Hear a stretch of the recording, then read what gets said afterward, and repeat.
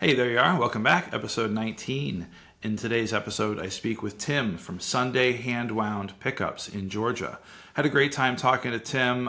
Really cool process of building pickups. I learned a lot. Very interesting to learn a little bit more about how they're made. I talked a few episodes ago about how building guitars is an art and even building pickups is an art.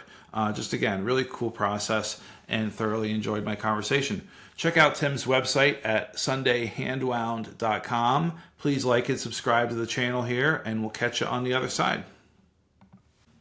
Hey, what's up, Tim? Thanks for joining the club. How are you? Oh, I'm doing fine. How are you? I'm doing great. I appreciate your time. Thanks for taking the time to talk to me today.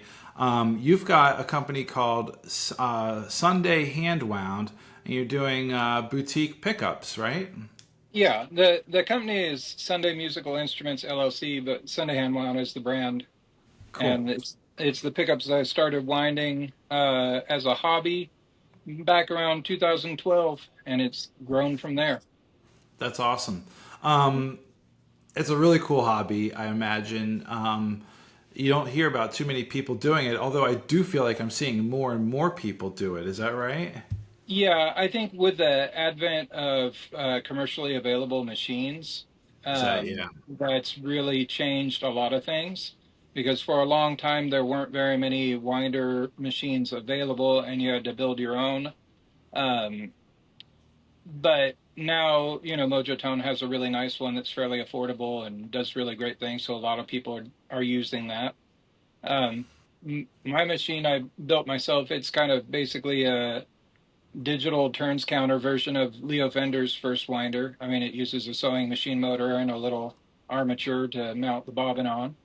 Yeah. So, Yeah. but So I want to go back to 2012. What was it that got you into it to start with? I had been building a lot of pedals and selling them, here and there on a pedal forum I was on, and also at Offset Guitars on their buy, sell, and trade. And that was, just I had started building pedals for fun, and people said, "Oh, that's great. Can you build me one?" And I got into it that way.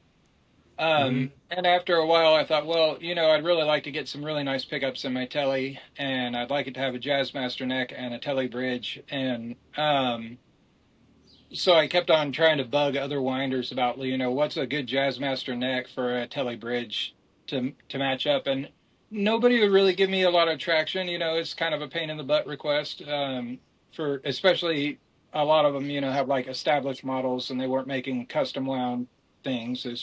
It's like this or maybe with that. So I started Yep. buying different pickups and trying them out. And what I found is like the quality level between really nice, expensive boutique pickups and like kind of just upstart winders on eBay and Reverb was like not worlds apart. I mean, you could tell. And some things, especially with the up and comer winders, is like, oh, maybe they made their own bobbin because the poles weren't, precise like it had been laser cut or whatever.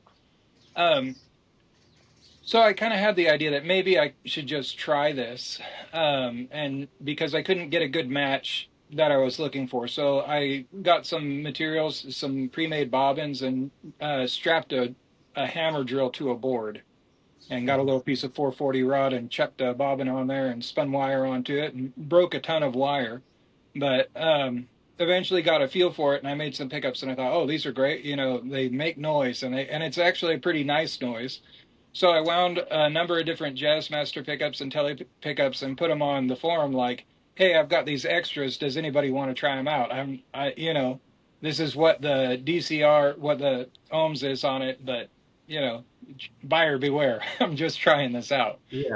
So um, that went pretty good until some people got some, and then they're like, "I want another set just like that." I was like, "Well." Um, Okay, so here's the thing. I've got a drill strapped to a board with a piece of 440 thread rod sticking out of it. So, I mean, I can eyeball it, get it close and measure it and take some off or wind some more on or whatever and try and get them close. And that's when I realized, I gotta kind of, if I'm gonna go further with this, I better build a winder. So I built my first one and I got a little digital turns counter off eBay and it kind of went from there. But what really solidified it is I got hit by a drunk driver and I was out of commission for a while. And I Sorry to hear when I that. Oh yeah, I mean I'm here. Um, but when I got over the physical side of that, it's like I had a mental block on building pedals. I mean, I knew how to do it. I could still solder.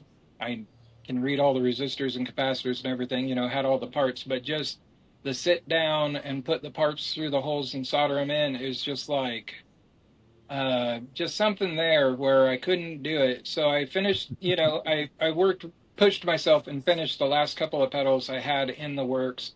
And some other people I explained, and just gave money back and said I can't do it anymore. But at that point, I found that winding, as I built my first real winder, became really therapeutic, and just the process of it, I don't know why, but it to me it feels kind of like surfing or any sort of thing where you're really getting in the groove, like playing music with a band you're real familiar with, where that same kind of feeling where you're just following the You're in groove, the and it's a you're in the very flow. nice thing. Yeah. It's flow. You're in the flow. Yeah. And Flow that's state. where it really cemented. So I mean, from there, then people were, I was kind of just winding Jazzmaster stuff almost only because it was the easiest for me to wind, and then I, figured out how to put PAFs together and how to make a nice sounding tele pickup, and then it's just kind of gone haywire from there. Yeah. Yeah. Well, it's super cool. Just thinking about, I've got a couple of questions for you, but Shoot. putting a marketing hat on, what a cool business to be in because you can always sell tone, right? Everyone wants new tone that might be better than the tone they have. Yeah, I mean, that's definitely the marketing question, using the T word. Um, but for me, it's more a matter of having like uh brute force, I don't know, bumbled my way into winding, Yeah. and just winding a ton of stuff, making little changes in the number of turns of wire, or a slightly shorter or longer magnet, or changing magnet grades, and seeing what does what with what. You start to get a feel of, if when somebody asks, I'm looking for this sound, and you can kind of dial it in, whether it's a Yeah. reference to a specific model year of guitar or something like that. But you know, it's a thing where I think there's a lot of winders making really, really good sounding pickups. And if the neck and the bridge, or if it's a three pickup set, if all of them work together and are balanced, I think that's going to be a set that people really respond to over and over again. So, like, the Yeah. individual tone of one pickup or the other may be on par with something else, um, but what I feel like, what makes mine marketable is I spec my coils a little different than people. I mean, the gap between them might be more, than you might normally see in a true like vintage dead-on replica set or something like that. But I'm always looking for a really good balance. So it's, I don't really get into the, okay, for this super tone of this player, you need, or for this year by year clones and all of that. What I'm really Yeah. looking at is, with these materials, with this magnet and this wire, where's the sweet spot for that pickup? And is there like a low wind, a medium wind, a hotter wind that all work? And what are the thresholds on that? How low can you go? How high can you go? And then start to establish sets of things that are going to work good together that way. So that's why you see a lot of my things will have like mixed magnets in one pickup, where on the plain strings will be a softer magnet grade, and on the Yep. wound strings it'll be Alnico 5, or where I have an Alnico 5 neck pickup and like a 2 or 4 bridge pickup. uh, that's all just about playing with the middle position interplay between the Yep. different grades, but also getting a good output balance neck to bridge, so it's not like super boomy in the neck or super weak in the bridge, or haywire in the bridge, unless you want that. Yeah, that's really interesting. So you have sort of it's all about the winding, right? And how Yeah. fast it's going, how low it's going. I've heard the term scatter wound before. It's kind of how I think of my brain sometimes. But that's what's really interesting to me is the techniques that go into the winding that produce those different elements that you were just Well, talking about. this is where it um th- the more, so I have a funny, I'll tell it this way. When I first built my winder, it was not very precise. It had Hmm. a lot of wobble in the little shaft that holds the bobbin on there. um So I thought, well, I want to rebuild this machine so it's really precise. So when it runs, it's just like my great grandma's sewing machine, zzz, and not, Yeah. kind of sound. And oh, the coil laid on there real nice and even and everything. And then I tried out the pickups and I thought, wow, this doesn't sound quite as good. It's a little more dull. It's a little more compressed. A- After So you kind of perfected it, after you after I, tuned it up. yeah, after I really tuned Yeah. up the machine to be very precise and not have a lot of Yeah. run out in that drive shaft and all of that. And so right away I said, "Oh no, I put the old drive shaft back in and thought, yeah, that wobble is a thing." So like this Jazzmaster pickup I just wound, and what I do is how this mounts on my machine is not precisely square to Yeah. the axis of the drive shaft. So it's Yeah. slightly tilted and it lays Yeah. the coil on slightly crooked. Halfway through, I rotate the bobbin 180 degrees so it's got the opposite tilt, and then I lay the rest of the coil on there. Now, in transformers, that's interleaving, and the better interleaved it is, the cooler running it'll be, and the lower noise it'll be. And so I think what's happening with my pickups, people say they have a little bit lower noise floor than other things. I say I think it's the interleaved coil, and I think that's part of like the sound of mine. If you hear them and you think, oh, those sound kind of different, I think it's because doing that with the coil is accentuating the scattering, so to speak, or the hand wound aspect of it. It's definitely not all precisely laid on there on a traverse. I've got some coil like this, some coil like that, and on the bigger Jazzmaster bobbins, I get to 9,000 turns and I turn it around another time. So I'll have Mhm. two different, so it's laid on, and then laid on again. That makes to me what is a very marketable looking coil that looks very even, but I I could reach up here and probably show you. So this is a Jazzmaster coil out of the bobbin, and I like to show this to people because you can see how much irregularity there is in there. All those little things in there. That's where you start generating the eddy currents. That's where you get all the things that give the pickup a lot of character. Yeah. Um, the more scatterwound it is, the more kind of dynamics it has, more touch sensitivity it has. This is all in, you know, what how you'd say observed evidence. It's not like I've gone Mhm. through and spectrum analyzed this, but it's kind Right. of a feel for if the coil is a little messy, it sounds better, and that seems to be, you know, the consensus. But at at the same time, it's like when I'm getting into the materials, it's more of a knowing what that's going to sound like together before it's Yeah. wound, Yeah. and I that just find comes with that time. that's super interesting. I think it's so interesting that the more tuned up a machine is, the more plain it sounds, the more like off it is, the better it sounds. And I wonder if like the machines that are being mass produced right now, like the ones you're talking about, making it easier for people to make pickups, are they coming like super fine tuned up and producing that, or do you have to have sort of a homemade sort of jig that Oh, rig that makes it sort of scatterwound like Leo did in the day? Like I just wonder if the more manufacturing that goes into the process of making pickups kind of makes this like dull bland sound, or if you have to kind of really do it yourself to make it sound really good. Is my question well, in a long there way around. there's a variety of factors that are going into that, but I would say the more like precise the traverse is, that means how even that coil is laying on by Yeah, machine control, you know. If that's set right for the aperture and you get a really, really even fine coil, it's gonna have probably uh a little bit more compression to it.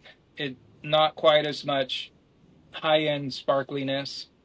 Um, yeah, so when you get into those machines, there's some things that I think that you can't control quite as well as I can control, or maybe it's better that way, but like I think it ramps up to kind of a preset speed. And like when I'm winding, I'm I'm varying my speed. I've got a yeah, a song machine foot pedal control. so I can vary the speed and I can watch where I need to build a little bit more coil to make it even, you know. So I think Are you, it's just two different approaches. Both can produce a nice sounding pickup. I yeah, wouldn't, you know, there's the PAF guys that'll say, well, like a hand wound PAF is all wrong because they should be machine wound on, you know, the Gibson style machine, and that's how you're going to get your true PAF. And it's yeah, like, yeah, okay, well, there's plenty of people out there that are doing that dead on. I have one winder, so I'm gonna hand wind them, and mine are gonna sound how they sound. So yeah, so I don't make claims that like I have the most dead on, historically accurate, or ultimate PAF tone or whatever. And it's like I make these PAFs, and they sound pretty good. Try them out if this is sort of what you're looking for sound wise. But yeah, totally. I mean, if they want the original, like, then there's there's a place to go for that. That's not your market. How much do you think goes into the amp and also the wire, the cord? You know, the instrument well, cable. um, yeah, that is best demonstrated, I think, through the coily cord, and I'm not sure Mm. if they, you know, specifically want to use a higher capacitance cable inside of, you know, like a coily cable or whatever. But generally, Yeah, they have a higher capacitance and there's a little more treble rolled off. On long lengths of cable, there's treble rolled off. But if you have a pedal with a buffer, or you know, depending on what you're doing, that may not be an issue and may not be really really noticeable. yeah, Um, and then there's the amp side of it. I mean, you're kind of spoiled for choice in this world where yeah, there's a lot of really good sounding, affordable amps. There's bad sounding, expensive amps. There's incredible sounding modelers, but it's not an amp. You yeah, know, whatever works for your situation where you can plug into it and you're like, okay, that's the bass sound I'm looking for. That's the amp for you. yeah, You know, and if you're trying to cop other people's tones by getting exactly the right gear, at some point you run into the fact that you don't have that person's hands. Um, yes, you know, so it it gets into a thing of, are you looking to find a bass tone that is within the wheelhouse of the sound you're thinking of? right, And if you can find that, then will that encourage your playing to be how you want it to be to get to where you want it to be, sound wise yeah, and, you know, in terms of the value of the song. But I I mean, I like all sorts of totally impractical tube amps, and then I have other other ones that are more practical, but I don't have anything that's truly practical. yeah, yeah. No, I hear you. One question I have for you is quality of materials. Like, how much of a difference does it make with quality of the magnets you're using and quality of the wire? All right. So there are North American magnet manufacturers, Hmm. but I would say in most pickups that you're going to find nowadays, they're not going to have those magnets in them because you'll find places that are, you know, $2 or $3 a magnet. Yeah, And so the magnets being sold by American, you know, pickup part houses are all from China. yeah, Um, so there, you you know, you have to operate on faith a bit, that the materials are what they should be. hmm, Um, and so if you have like known examples of that, you know, kind of fully charged where that'll measure on your Gauss meter, then you can kind of verify, okay, this is definitely in range for what it's claiming to be. I've made hmm, a really good relationship with a magnet supplier in China, and we work directly back and forth. Where those magnets are made, it's pretty incredible. It's basically a factory city, and raw materials come into one side of the factory uh, city, and they're refined into the alloys and then into the smaller bits and then into the finished goods. So I'm getting him on the finishing magnet side of it. And I can get things made in my sizes or however I like, and he's very reliable with the magnet grade. So I'd say, yeah, you have to know what you're using. yeah, It's not like there's a glut of cheap Alnico out there. Uh, you know, and I use ceramic only in really specific situations where people are requesting it for a specific reason.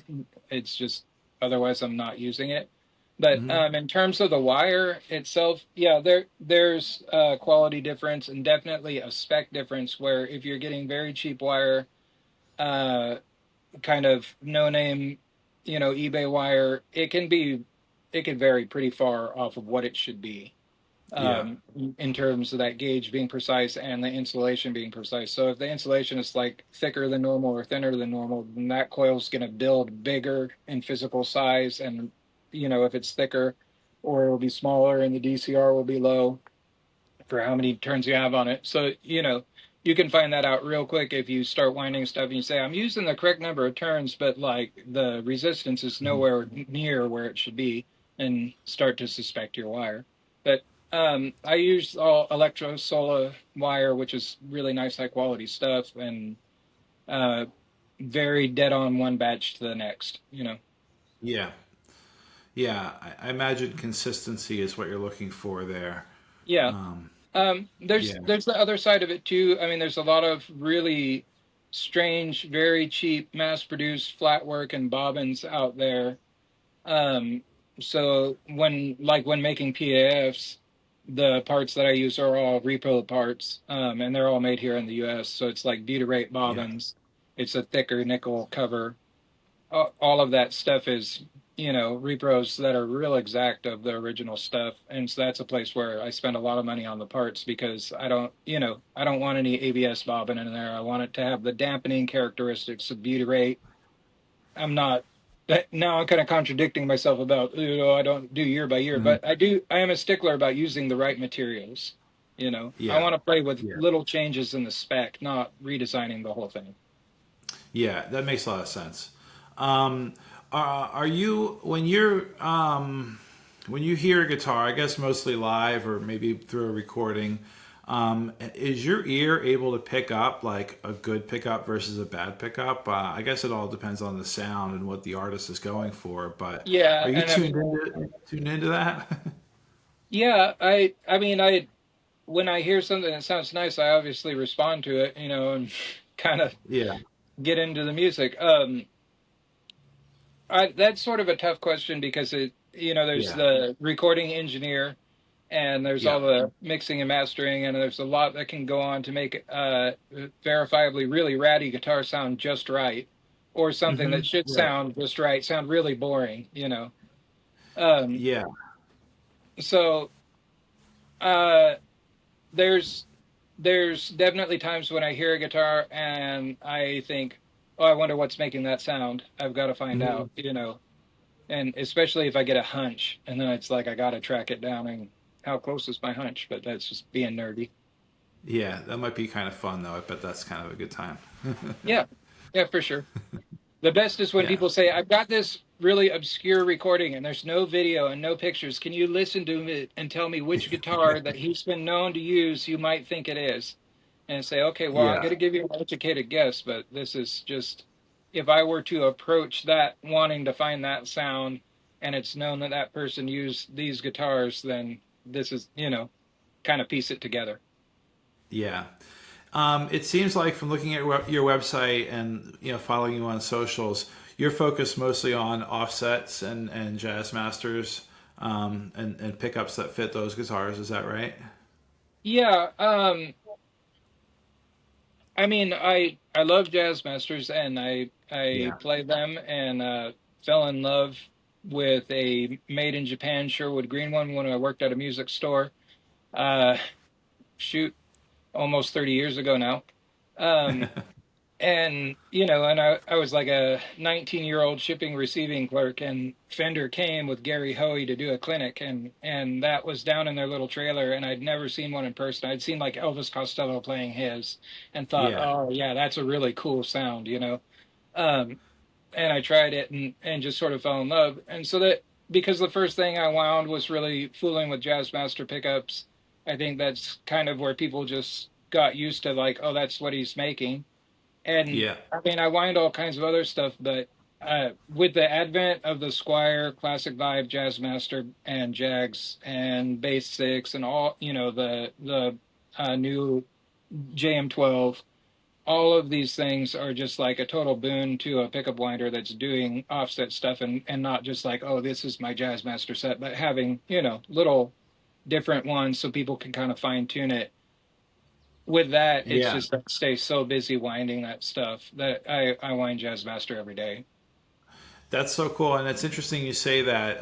The classic vibe stuff is so great. Oh, I I mean, it is. You go play 100 of them, you're going to find 98 that are really pretty good.